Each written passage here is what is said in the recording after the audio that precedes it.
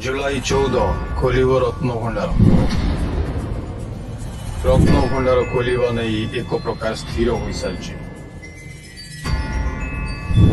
रत्नभंडार खोलिबा पूर्व बाबा लोकनाथ पूजा अर्चना करा नहीं मध्य सूचना मिली।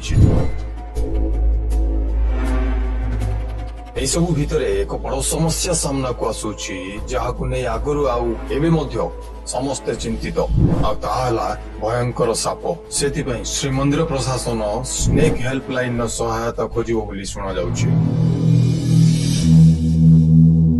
रत्नभंडार को नहीं आगुरु अनेक रहस्यमय कथा सुनिबा को मिले आज भी से सब रहस्यमय किंतु सबुठु बड़ रहस्य जे सेठी कुआडे माळ माळ साप रत्नभंडार को जगिकी अछंती।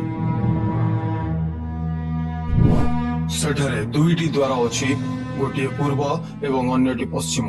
एही द्वार निकटरे एक विराट गात अछि आउ सेठी देखा जाइछि कि साप घुसुड़ी घुसुड़ी जिवार जो दाग थाए ताहा सेठी देखिबाकू मिलिछि।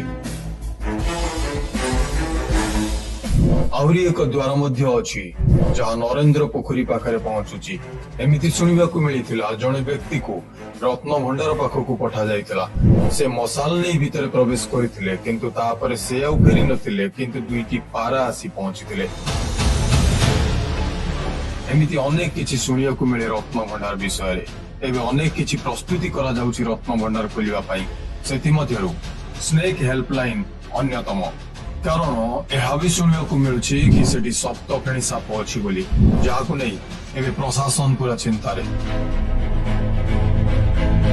देखा जाऊ रत्नभंडार खोलिबा परे ए सबुर सत्य सत्य सामना को आसुछि कि नाही आउ ए सबुर खुलासा करिवार सुजोग जेहेतु आसीछि सारा विश्व चाहि बसिछि कि सतरे कोन अछि भितरे तांको समस्तक सामना कोना जाऊ।